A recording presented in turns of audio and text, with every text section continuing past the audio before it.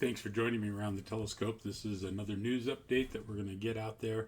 Of course, I always talk, I love to learn more about the stars and their lifespans and the birth and life and death of stars. So this one, the star with the impossible fever, they just solved the 50-year-old mystery of Gamma Cass.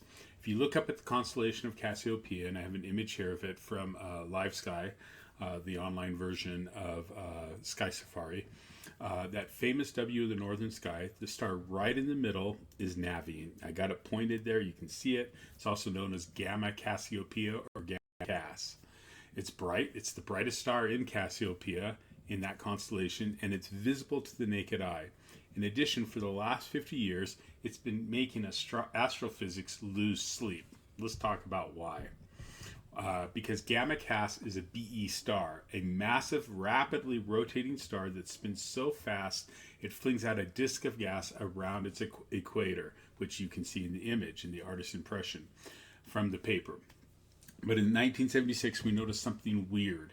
It was screaming in X-rays, not just a little bit, but 40 times more intensely than any similar star, with a plasma fever reaching over 100 million degrees. For decades, there were two main theories. The first, the magnetic flare. Magnetic field lines between the star and its disk were snapping and reconnecting like giant solar flares. Two, a hidden thief. There was a compact companion star, a neutron star or a white dwarf, stealing material from the disk and heating it up as it crashed onto its surface.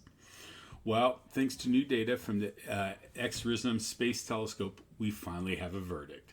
The smoking gun, orbital motion. The team from the University of Liège, led by astronomer Yale Nasse, used X-RISM's Resolve instrument to monitor the system throughout 2025.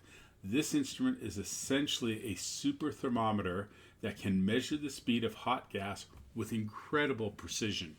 The results published in Astronomy and Astrophysics, and I have a link in the article here on Easy Astronomy, found a smoking gun. The ultra-hot plasma emitting these X-rays was moving, but it wasn't moving with the BE star. Instead, the Doppler shifts in the iron FeK emission lines showed that the plasma was following the orbital motion of the tiny companion star. The data just didn't find the companion, it told us what it was. The emission lines were relatively narrow, around 200 kilometers a second. If the companion were a normal white dwarf, the gas would swirl into a flat disk all the way to the surface, spinning at thousands of kilometers per second and create very broad lines. Because the lines are narrow, it means the disk is being truncated. This happens when a white dwarf has a strong magnetic field. The field acts like a funnel, catching the gas and channeling it directly toward the magnetic poles. When the gas hits the poles, it slams onto the surface and creating that extreme X-ray hotspots we've been seeing for half a century. So why does this matter? This just isn't about one weird star. Gamma Cass is the prototype for an entire family of analog stars. By confirming Gamma Cass is a BE plus a white dwarf binary, we finally identified a population of stars that theorists predicted decades ago but could never quite prove existed until we had the technology for it to show it in the telescope. The mismatch models predicted these systems would mostly involve low-mass BE stars. In reality, they seem to prefer the massive ones. Thus, as I say here, this discovery is going to cause us to rewrite textbooks. The evolution, it suggests that the way these stars trade mass in a binary pair is much more complex and perhaps less efficient than our current simulations show.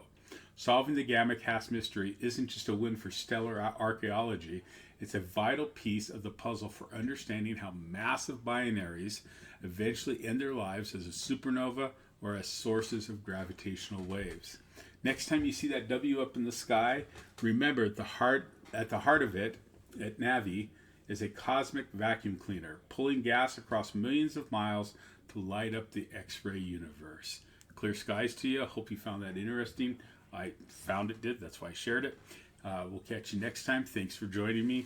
Have a good one.